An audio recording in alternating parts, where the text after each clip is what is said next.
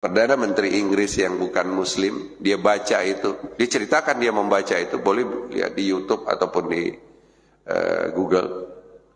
Dia ingin menemukan apa benar bahwa Al-Quran ini menggiring orang kepada teroris, dan dia nyatakan tidak ada yang kemudian secara ilmiah dan secara berpikir bahwa ajaran Al-Quran itu menggiring orang menjadi teroris. Bismillahirrahmanirrahim. Assalamualaikum warahmatullahi wabarakatuh. Alhamdulillahillazi hakimil hukam mu'azilin nuri wazzalam. Asyhadu an la ilaha illallah mab'usu bi sya'aril islam. Wa asyhadu anna muhammadan sayyidil kiram amma ba'du. Raditu billahi rabba wa bil islami dina wa bi muhammadan nabiyyan wa rasula. Yang saya hormati, saya menyebutnya satu kata saja, para pejuang subuh yang dirahmati oleh Allah. Kenapa saya menyebutnya para pejuang subuh? Karena masih ada bapak ibu lah Allah tak menurunkan murkanya di kampung kita ini. Karena apa? Karena salah satu Rasulullah SAW menyatakan bahwa ciri orang munafik itu adalah orang yang berat kakinya melangkahkan ke masjid pada hari-hari gelap atau subuh serupa ini. Dan Allah paling benci dengan orang munafik itu. Sehingga di dalam surat Al-Baqarah Allah menyatakan bagi orang munafik ini fi qulubihim maradun katanya. Di dalam hati orang munafik itu ada penyakit. Saking marahnya Allah, fazadahumullahu marada, ditambah Allah lagi penyakit itu. Dan kemudian Allah juga menyampaikan di dalam Al-Quran, innal munafiqina fi darkil asfali minan nar. Orang-orang munafik ini letaknya itu di dasar api neraka. Ya, jadi kalau orang-orang kafir ini jelas tuh hitam putihnya. Tapi kalau orang munafik ini yang membunuh para sahabat, itu adalah orang yang sholat di belakang daripada para sahabat itu. Bukan orang yang di luar sana. Kalau di luar sana udah jelas. Makanya Allah marah sekali. Bahkan orang munafik ini serbannya lebih hebat daripada serban kita bisa jadi. Tampilannya lebih hebat dari kita, seakan-akan menggambarkan dia adalah muslim sejati. Ternyata adalah mereka orang-orang munafik. Dan yang menghancurkan bangsa dan negara ini dan umat itu kebanyakan memang adalah dari golongan orang-orang munafik. Bersyukurlah kita, Allah masih menitipkan hidayah di hati kita, sehingga kita terhindar daripada orang-orang munafik ini. Amin ya rabbal alamin. Tentu dalam kondisi apapun, dalam permasalahan apapun yang kita hadapi, kita patut tetap senantiasa bersyukur kepada Allah Subhanahu wa taala. Karena sampai hari ini macam nikmat kita terima dari Allah yang kalau kita hitung-hitung tak akan pernah bisa kita mampu menghitungnya. Dari mulai satu saja, kalau boleh saya sebut, nikmat mata. Kalau seandainya Allah menyatakan gini Bapak Ibu, hai Polan, kau tidak usah sholat, ya, tidak usah sholat sepanjang hidupmu, dan aku tidak akan menghitung itu sebuah kesalahan, tapi ku ambil dua matamu. Pilih mana Pak? Pilih tak usah sholat atau pilih mata Pak? Pasti kita pilih mata. Itu baru mata. Baru mata. Sedikit saja dikasih Allah kita sakit, kaki kita mulai asam urat naik, sujud aja tak bisa. Datang kemari pun tak bisa lagi. Bersyukur kita Allah masih memberi kita kesehatan, ya, nikmat, sehingga kita berkumpul di rumah Allah yang maha mulia ini. Yang barangkali para sahabat-sahabat ini udah lama juga saya tak jumpa ini. Jadi tadi waktu jumpa banyak yang menyatakan, Pak Dokter ini selama ini kemana saja. Alhamdulillah para sahabat-sahabat semua, bersyukur kita bersilaturahim pada hari ini. Dan kemudian salawat dan salam kepada junjungan Nabi besar Muhammad sallallahu alaihi wasallam. Allahumma salli ala Sayyidina Muhammad wa ala ali Muhammad. Suatu ketika Rasulullah sallallahu alaihi wasallam menyampaikan kepada Aisyah radhiyallahu an, ya Aisyah, nanti di padang mahsyar, kita nggak usah udah banyak cerita tentang padang mahsyar nih Pak. Ada orang-orang, ada umatku yang tak bisa melihatku, kata Rasulullah. Aisyah terkejut. Apakah nanti di padang mahsyar ada umatmu ya Nabi Allah yang tak bisa melihat? Siapakah itu? Rasulullah SAW menyatakan orang-orang tersebut adalah orang sami'tu indahu walam yusolli. Itu orang yang ketika disebutkan namaku tapi dia tidak bersalawat kepadaku. Dan kemudian ketika Rasulullah akan naik mimbar untuk melaksanakan khutbah Jumat, Rasulullah SAW itu mengaminkan 3 hal. Apa satu di antaranya? Gharima anfu rajulu sami'tu indahu walam yusolli. Yaitu orang-orang yang celakalah kata Rasulullah, bukan rugi. Celakalah kata Rasulullah. Ada orang yang mendengar namaku disebut tapi dia tidak bersalawat. Nah, oleh karena itu mari sama-sama kita senantiasa, apakah sambil bawa mobil, mendengar ceramah atau apapun namanya, ketika terdengar nama Rasulullah SAW disebutkan, langsung kita sambut dengan bersalawat. Mari kita jadikan ini sebuah kebiasaan, karena nanti Rasulullah SAW menyatakan bahwa di padang mahsyar nanti ada sekitar 70.000 kalau tak salah saya. Ada beberapa pendapat tentang jumlah ini yang akan bersamaku di padang mahsyar nanti, rombongan itu. Siapa itu? Itu orang-orang yang paling banyak bersalawat kepadaku. Jadi ayo kita bertanding sekarang ini, siapa di antara kita nanti yang ikut rombongan baginda Rasulullah SAW ketika di padang mahsyar nanti. Ya, jadi kita bertanding bukan hanya siapa di antara kita yang hartanya paling banyak, jabatannya yang paling tinggi, kehormatan yang didapatnya yang paling tinggi. Tapi ayo kita bertanding, siapa di antara kita yang salawatnya paling banyak, dan kemudian nanti kita dipanggil masuk dalam rombongan baginda Rasulullah SAW. Amin, amin ya rabbal alamin. Para pejuang subuh yang dirahmati oleh Allah, kalau kita berbicara tentang Isra Mi'raj, mungkin sudah banyak sekali materi yang kita terima, tapi saya hanya ingin menyampaikan satu hal yang paling menarik dalam peristiwa Isra dan Mi'raj ini, yang setiap kali kita ceritakan ini rasanya nggak bisa kita menahan linangan air mata.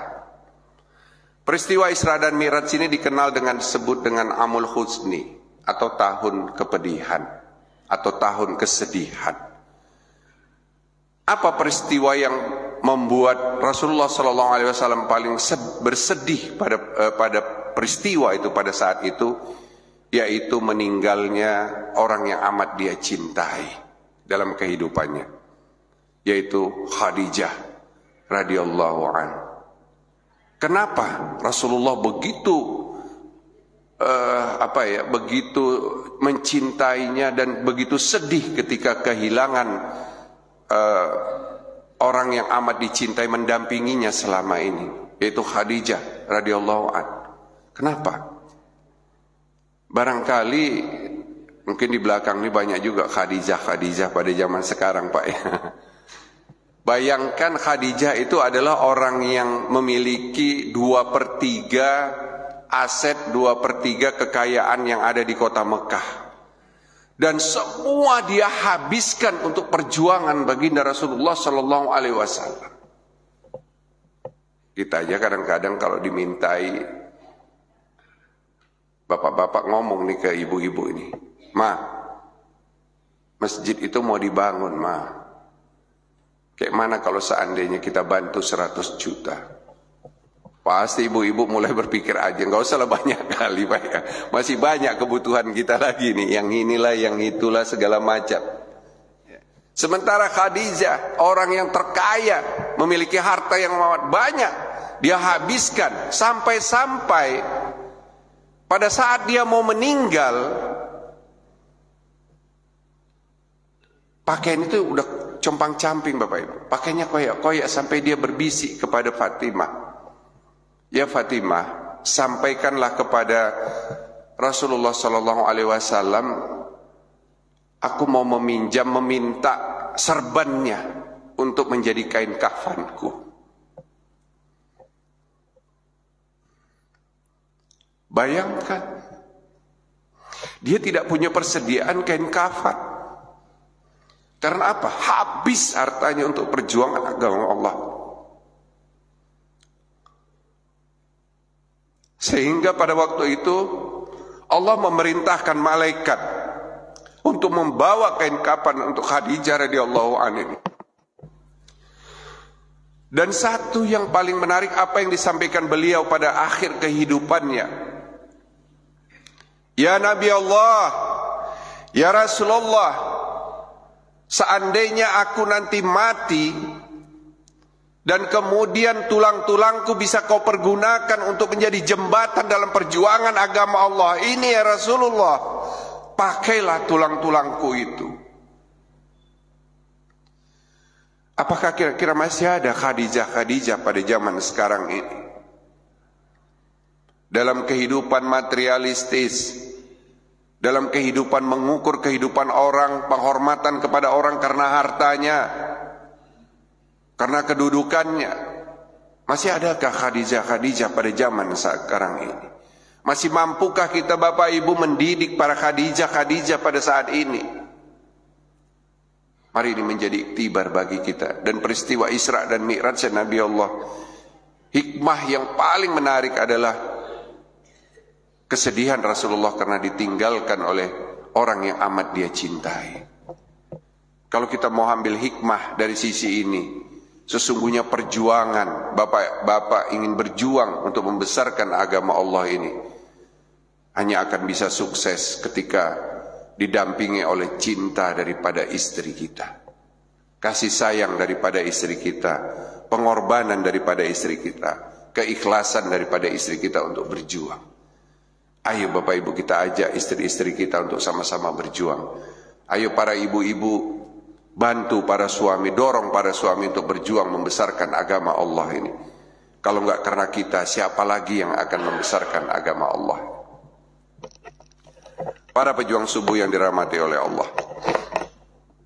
Saya jadi kalau udah setiap kali mengulang-ulang cerita ini bergetar rasanya hati itu Pak. Bergetar rasanya karena apa? Sulit sekali kita jumpai kehidupan-kehidupan yang serupa itu sekarang ini. Dengan kehidupan kita di mana yang ada di pikiran kita kadang-kadang mengukur suksesnya kita ini adalah karena harta kita. Mengukur suksesnya kita ini karena jabatan yang bisa kita dapatkan. Performance yang bisa kita dapatkan. Atau sekolah kita yang tinggi yang kadangkala kita merasa bahwa kita sukses kalau bisa mendapatkan gelar doktor, gelar profesor dan lain sebagainya. Padahal Allah sudah menyatakan yang terbaik di antara kita adalah orang-orang yang bertakwa. Dan itulah yang akan kita kejar bersama-sama sehingga kita berkumpul di rumah Allah yang maha mulia ini. Sahabat para pejuang subuh yang dirahmati oleh Allah. Suatu ketika Rasulullah SAW memegang tangan Muaz bin Jabal. Apa yang disampaikan oleh baginda Rasulullah SAW kepada Muaz ini? Ya Muaz, aku amat mencintaimu. Aku ingin titipkan satu pesan kepadamu, kata Muaz. Kata Rasulullah SAW kepada Muaz bin Jabal. Muaz bin Jabal ini adalah merupakan golongan Ansor, artinya maksudnya jemaah dalam golongan Ansor yang termuda yang masuk ke dalam Islam. Beliau itu berumur 16 tahun ketika dibaiat menjadi Islam. Dan Rasulullah SAW ini selalu menyatakan yang paling tahu halal dan haram itu adalah Muaz. Sampai-sampai Umar bin Khattab radhiyallahu anhu itu menyatakan cilakalah Umar ini kalau saja tidak ada Muaz. Muaz ini seorang pemuda yang ganteng, tidak banyak berbicara, tapi ilmunya amat tinggi dan daya kemampuan ingatnya amat tinggi. Rasulullah SAW menyampaikan pesan kepada Muaz pada waktu itu. Wahai Muaz, jangan kau lupakan satu doa setiap kali kau selesai daripada sholat. Hadis ini hadis sahih. Apa itu? Allahumma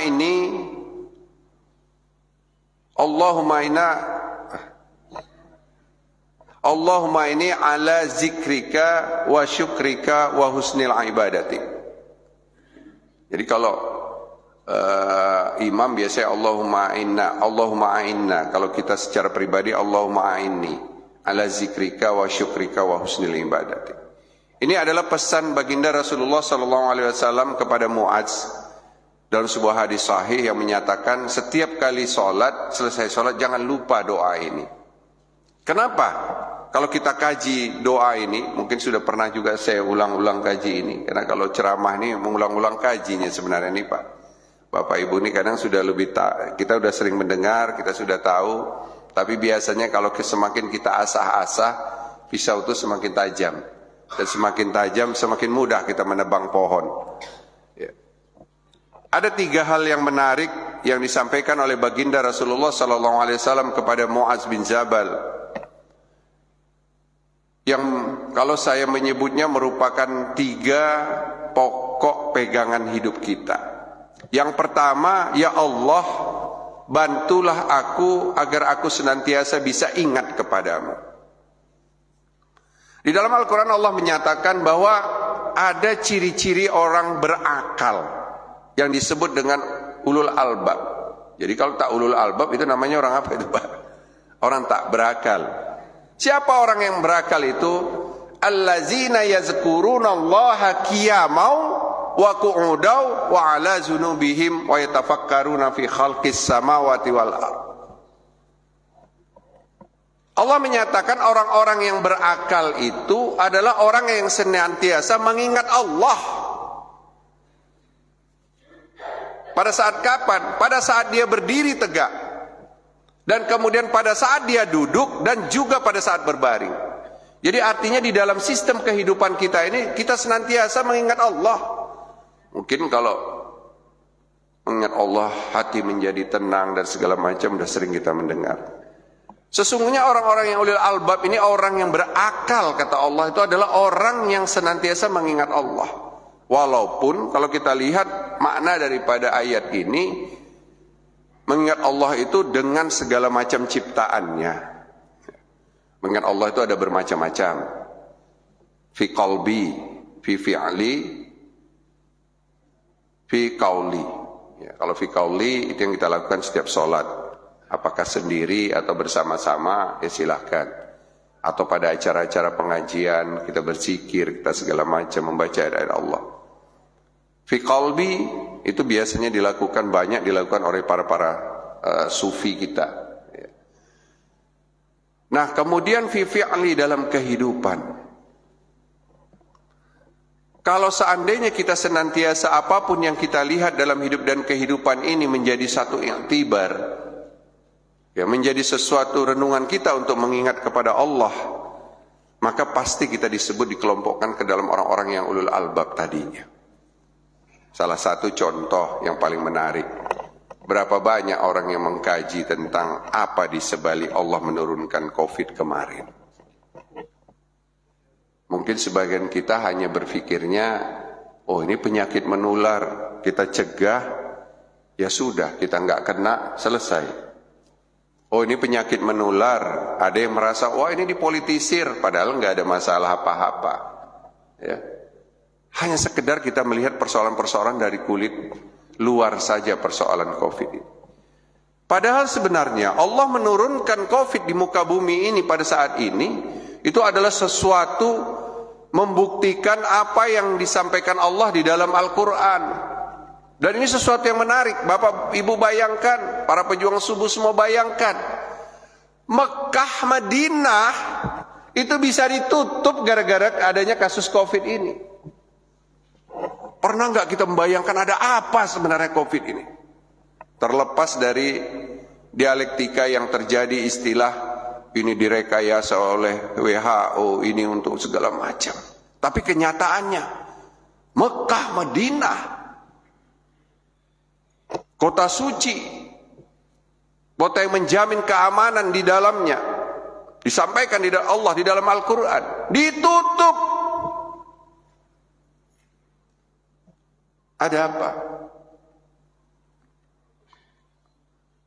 Sesuatu yang menarik yang kalau kita kaji, kalau saya menyebutnya begini, Allah ingin menyampaikan kepada kita bahwa dunia ini telah berubah. Dunia telah berubah. Ada satu yang paling menarik kalau kita mau kaji, bahwa kalau dulu kita mengkaji tentang sunatullah, ya. Sunatullah itu adanya di dalam masjid. Sunatullah itu adanya di dalam forum-forum ilmiah keagamaan. Padahal kenyataan sekarang bahwa sunatullah itu terbukti dalam semua sistem kehidupan. Nggak bisa dimungkiri lagi. Mari kita ambil salah satu contoh. Kalau dulu, saya mohon maaf nih, contoh ini tak sepenuhnya pas. Kalau dulu, sistem informasi ini dikuasai oleh orang-orang tertentu, atau kalau dulu istilahnya ditentukan oleh pemerintah. Ya, kalau dulu informasi yang dikeluarkan untuk masyarakat itu ditentukan oleh orang tertentu, bahkan diatur strateginya sedemikian rupa. Bahkan kalau pemerintah ingin menyatakan bahwa keberhasilan proyek ini itu bisa diekspos ke masyarakat sedemikian rupa, dan masyarakat akhirnya meyakini bahwa itu informasi yang benar dan informasi keadaan yang sebenarnya, walaupun kenyataannya nggak benar. Tapi sekarang nggak ada informasi yang bisa dihambat. Tidak ada lagi orang yang kemudian bisa memanipulasi informasi. Gak semudah itu sekarang ini. Ini perubahan yang amat dahsyat dan harus diterima oleh semua pihak. Proses COVID yang terjadi sebuah pembelajaran. Banyak lagi ya. Saya cerita begini, ini mungkin di antara kita ini banyak yang jadi dosen. Waktu Muktamar Ijmi kemarin di Jogja, saya sampaikan bahwa kalau COVID ini menyebabkan disrupsi beberapa sektor, perubahan bukan, salah satunya adalah COVID sebagai pemicunya. Dulu mana ada Pak kita meeting-meeting pakai jarak jauh Pak ya. Sekarang ya bentar lagi nikah pun pakai jarak jauh nih. Jangan gitu ya. Jangan nanti muncul pula fatwa ulama bahwa nikah boleh dari jarak jauh.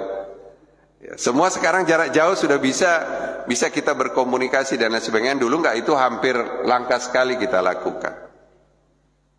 Saya menyatakan bahwa kalau sekarang ini yang dihebohkan orang, disrupsi tentang toko-toko, kedai-kedai, disrupsi tentang surat menyurat yang sekarang ini nggak lagi kantor pos itu. Saya kemarin terakhir ke kantor pos itu udah seperti rumah mati yang akan ditinggalkan gitu ya. Itu kemudian bentar lagi kedai-kedai mal-mal itu akan tutup karena orang belanja melalui online. Ya, terjadi perubahan dahsyat tentang IT ini. Salah satu disrupsi yang terjadi itu bisa jadi di perguruan tinggi. Karena biasanya di IJMI ini kan rata-rata para dosen nih, rektor, dosen dan lain sebagainya. Apa yang saya sampaikan? Kita ada siap nggak menerima perubahan pada saat ini saya? Kenapa? Saya sampaikan kepada anak saya. Kalau seandainya mau ngambil S3, nggak usah lagi di UI, UGM, di perguruan-perguruan tinggi yang terkenal di Indonesia ini. Nggak usah. Kenapa? Saya ambil saja di UCLA atau University Tokyo. Karena nggak perlu lagi orang kuliah sekarang itu ke Amerika. Mungkin datang sekali, habis itu kuliah melalui daring, dan kemudian mendapatkan ijazah memegang university di Amerika. Ini akan terjadi ke depan. Saya sampaikan kampus siap gak menghadapi ini. Karena apa? Saya kebetulan pasien saya Pak 80% itu atau lebih itu adalah Chinese. Dan sudah lama anak-anaknya itu sekolah di luar negeri, tapi tidak harus berada di luar negeri. Kampus-kampus kita akan ambruk. Anak-anak kita, kalau kita kemarin Pak Gubernur menghebohkan tentang berapa triliun satu tahun, dana kita ini yang keluar ke Malaysia untuk berobat, bentar lagi akan muncullah gubernur menyatakan berapa triliun uang kita yang habis disedot oleh para perguruan tinggi di luar negeri. Ini perubahan. Disrupsi terjadi bukan hanya persoalan perdagangan, surat menyurat dan lain sebagainya. Pendidikan juga mengalami ancaman terhadap disrupsi. Allah sebenarnya ingin menitipkan pesan-pesan ini kepada kita semua supaya kita berubah. Ya. Tapi jangan pula nanti berubah kita sholat pakai Zoom pula kan itu ya. Berimam pakai Zoom pula nanti ya, jangan. Tentu hal-hal yang sifatnya sudah diatur sedemikian rupa oleh baginda Rasulullah SAW dalam hadis-hadisnya, ini sudah duduk dan tidak bisa kita ganggu gugat. Yang ingin saya sampaikan pada akhir daripada tausiah singkat kita ini adalah bagaimana di dalam hidup dan kehidupan kita lalu kemudian melihat segala proses kebesaran Allah ini untuk kita yang pertama itu mempelajarinya. Ya, mempelajarinya dan kemudian apa yang kita pelajarin itu semakin menambah keimanan kita kepada Allah dan keyakinan kita kepada Allah. Sebagai contoh saja, waktu itu saya berdiskusi dengan beberapa kelompok non-muslim tentang penemuan secara ilmiah kedokteran terkait dengan apa yang disampaikan Allah di dalam Al-Quran tentang orang-orang nanti dan juga di dalam hadis, orang-orang yang nanti dihukum oleh Allah di dalam api neraka itu diganti-gantikan kulitnya. Jadi setelah dia dibakar, Allah akan perbaiki kembali kulitnya dan kemudian dibakar kembali. Ini dikaji oleh seorang profesor dari Jerman, orang kesehatan, yang dia mulai berpikir, berarti selama ini yang kita rasakan sakit itu adalah kulit. Dan itulah penemuan sehingga kalau bapak ibu yang pernah pasang ring, ya, itu nggak pakai bius umum, tapi hanya bius lokal, bisa dari tangan sini, bisa dari bahu, kemudian dimasukkan ringnya itu melalui pembuluh darah, hanya dengan bius kulit ini yang akan dipotong dan itu yang terasa sakit. Kalau zaman dulu untuk mengotak-ngatik di dalam ini Pak harus bius umum harus dibuka. Karena kenapa bius umum? Karena dikhawatirkan bahwa orang akan mengalami sakit kalau seandainya nanti disentuh bagian dalam tubuhnya. Ternyata hanya kulit yang mengalami sakit. Kulit itulah yang merasakan sakit atau pembuluh darah perifer. Dan itu ditemukan dari Al-Quran dan hadis. Dan itu bukan orang muslim. Karena memang kebiasaan orang-orang di luar sana, bahkan orang-orang kafir, itu apabila mendengar sesuatu, dia mencari referensi Bapak Ibu. Dan referensi itu adalah salah satunya Al-Quran. Sama dengan Perdana Menteri Inggris. Ketika beliau mendengar Islam ini disebut sebagai teroris, maka dia baca Al-Quran dari awal sampai akhir. Walaupun mungkin dia baca itu adalah artinya. Saya ragu kita ini pernah nggak sebagai umat Islam yang mungkin umur kita tinggal sejengkal lagi, mungkin kita ini rata-rata udah asar, pernah nggak kita membaca arti ya dulu ya, gak usah bicara maknanya sebagai seorang ahli. Arti Al-Quran itu dari mulai awal sampai akhir. Bisa jadi kita belum pernah. Perdana Menteri Inggris yang bukan muslim, dia baca itu, dia ceritakan dia membaca itu, boleh lihat di YouTube ataupun di Google. Dia ingin menemukan apa benar bahwa Al-Quran ini menggiring orang kepada teroris. Dan dia nyatakan tidak ada yang kemudian secara ilmiah dan secara berpikir bahwa ajaran Al-Quran itu menggiring orang menjadi teroris. Nah kita ini bisa jadi tak sempat baca itu Pak. Ya, padahal umur kita udah di asar, mungkin udah sebagian udah menjelang maghrib nih. Karena biasanya ngumpul-ngumpul gini ini udah menjelang maghrib ini kita ini semua. Ya. Nggak tahu kita ini entah siapa, jangan-jangan di depan saya ini besok udah tak sempat lagi ketemu nih. Nah oleh karena itu mari kita menjadi ulil albab. Ya. Kita mengingat Allah karena agar kita dimasukkan dalam golongan ulul albab oleh Allah. Amin. Amin ya rabbal alamin. Begitu banyak makna-makna kehidupan yang bisa kita kaji dan itu menambah keimanan kita dan keyakinan kita kepada Allah. Barangkali dalam waktu yang singkat ini inilah yang bisa saya sampaikan. Semoga menjadi penyemangat bagi saya dan kita semua untuk senantiasa menjadi umat yang terbaik. Allazi khalaqal mauta wal hayata liyabluwakum ayyukum ahsanu amala. Allah menjadikan kita ini hidup dan kemudian Dia matikan nanti agar Dia mau lihat siapa di antara kita yang kemudian amalnya yang terbaik. Dengan dari berbagai sisi hidup dan kehidupan kita, semuanya menjadi amal dan amal yang terbaik. Insya Allah. Kalau yang saya sampaikan benar itu merupakan datang daripada Allah, dan kalau yang saya sampaikan ini salah merupakan kenisbian saya sebagai hamba Allah.